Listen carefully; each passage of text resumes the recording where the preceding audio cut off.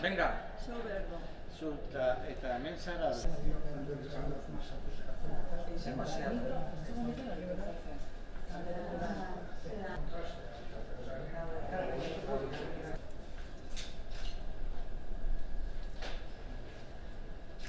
En esta ocasión presentamos este trabajo de Xavier Casacorta, el estudioso de las baladas.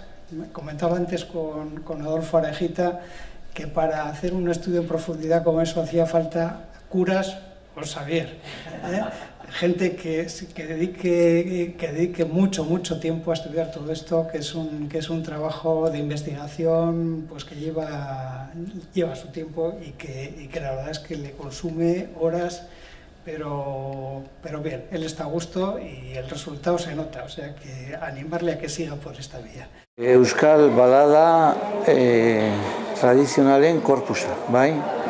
Euskal baladistikako testurik behar bada importanteenak.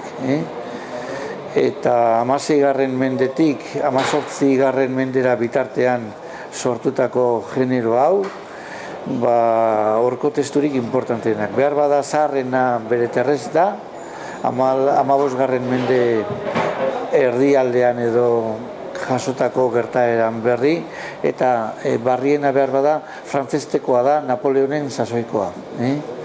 Hori da, tarte horretan euskal kantu narratiboen testu bildumarik handienetakoa edo handiena da.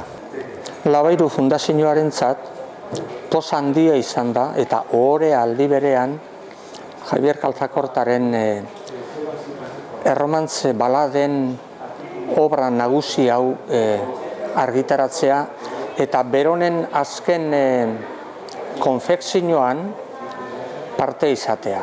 Labairuk lehenagotik, esango neuke 79-80 urte buelta horretatik, diardu jarduneban batez be, baladen berzioak jasoten, orain dino hori egitea posible zanean, eta gure idatz eta mintza aldizkarian argitaratu genduzan batzuk, eta gero beste batzuk alako Bizkaiko baladen antologia bat argitaratu genduan, eta horren jarraipena Xavier Casacortak egin dau. Esangot, bera hasi izan bai ordurik, eta gero bera izan da honetan zuzi hau aurrera eroan dauena.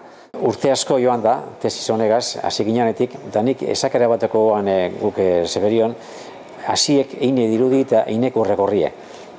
Ekinaren podazuz, azkenen heldu da lan honetara, eta nik uste dut urretik ibilinaz, eta bultzatzen beti, nik uste dut hemen esan den moduan lan eredugarri izango dela etorkizunerako Euskal Herri guztiarentzat, eta baita ere munduko kulturarentzat.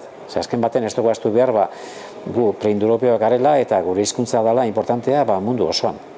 Horregatik lan hau izango da oinarrizko bat etorkizunerako.